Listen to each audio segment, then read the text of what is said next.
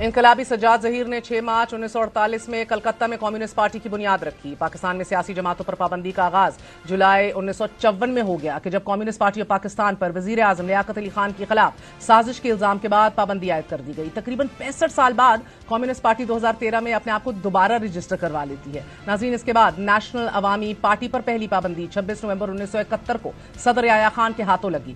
دوسری بار 10 فروری 1975 میں وزیر اعظم ذوالفقار علی بھٹو نے پارٹی کو بین کر دیا، یعنی کہ نیشنل عوامی پارٹی پاکستان کی وہ واحد پارٹی رہی کہ جس پر 2 بار پابندی عائد کر دی گئی۔ جماعت اسلامی پر بھی 1963 میں پابندی لگی تھی۔ جماعت اسلامی نے پابندی کے خلاف مشرقی پاکستان کی ہائی کورٹ سے رجوع کیا۔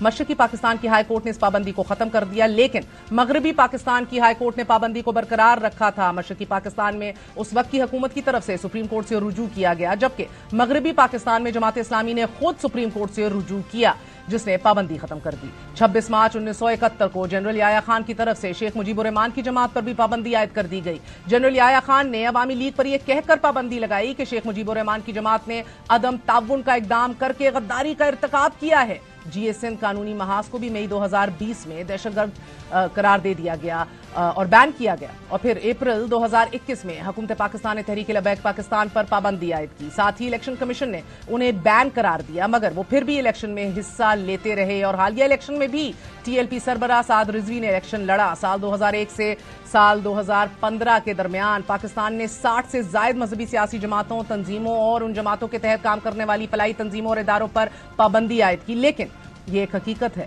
کہ ان جماعتوں پر پابندی عائد کرنے کے باوجود یہ جماعتیں مختلف ناموں سے متحرک رہیں اور انہیں عوامی پذیرائی بھی حاصل رہی۔ سالم جماعت پر پابندی کا مطلب آج تحریک انصاف کے لیے پابندی کا کام اور اس کے اوپر ورک شروع کرنا، مطلب کہ حکومت کو جماعت کے وجود سے خطرہ ہے۔ حکومت جماعت پر پابندی لگانے کے لیے کس حد تک جا سکتی ہے؟ غداری کے مقدمے اور پابندی کے سیاسی اثرات کیا ہوں گے؟ بات کرتے ہیں، ہمارے ساتھ مسلم لیگ نون کے سینئر رہنما جاوید لطیف صاحب موجود ہیں۔ جاوید لطیف صاحب، بہت شکریہ ساتھ دینے کا۔ پہل تو فرمائیے گا کہ کیا یہ فیصلہ نواز شریف نے بھی کیا ہے؟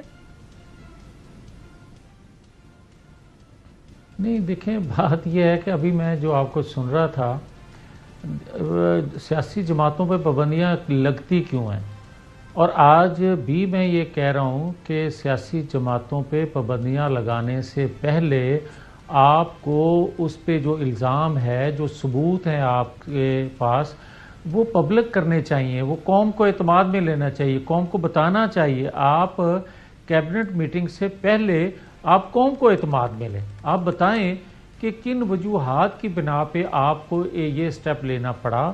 کیا پاکستان کے اندر آئین قانون آپ کو اجازت دیتا ہے؟ اور اگر دیتا ہے تو پھر آپ یہ دیکھیں کہ 9-10 مئی ہوا ہے، 9-10 مئی کو آج 1 سال ہونے کو ہے مہر، مگر اس کا فیصلہ نہیں آ سکا۔ پھر آرٹیکل 6 کی اگر کوئی بات کرتا ہے، یا جس طرح آج کی جا رہی ہے کہ ان 3 اشخاص پہ لگے گا، تو وہ حکومت وقت کو یہ بات کلیئر کرنی چاہیے کہ یہ وہ بات نہیں کر رہے، بلکہ اس وقت کی جو جوڈیشری تھی، جو جسٹس بندیال صاحب کی موجودگی میں 5 رکنی ججمنٹ آئی، اس میں کہا گیا کہ یہ مرتکب ہوئے ہیں آئین توڑنے کے، لہٰذا ان کے خلاف کارروائی ہونی چاہیے۔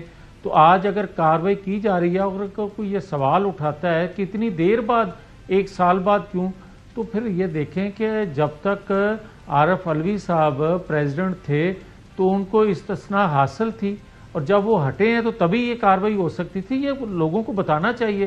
اور دوسرا، کیا پاکستان کے اندر جو دہشت گرد تنظیمیں بنتی رہی ہیں یا ان پہ پابندیاں لگتی رہی ہیں، کیا وہ فیل کرتی رہی ہیں جس سے ان کو دہشت گرد تنظیمیں کہا جاتا رہا ہے؟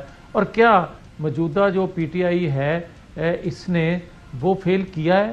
اور کیا ہے تو وہ قوم کو بتا کے کہ ہم نے تمام تر کوشش کر لی، انویسٹیگیٹ بھی کیا، اداروں کو بھی نوک کیا، ان کے کیسز بھی آج تک پینڈنگ ہیں، مگر اس کے باوجود ان کے جرموں کی ان کو سزا نہیں مل رہی۔ جس طرح کہ پچھلے دنوں ایک فیصلہ آیا ہے، آپ دیکھیں کہ مانگ کوئی رہا ہے اور دیا کسی اور کو جا رہا ہے۔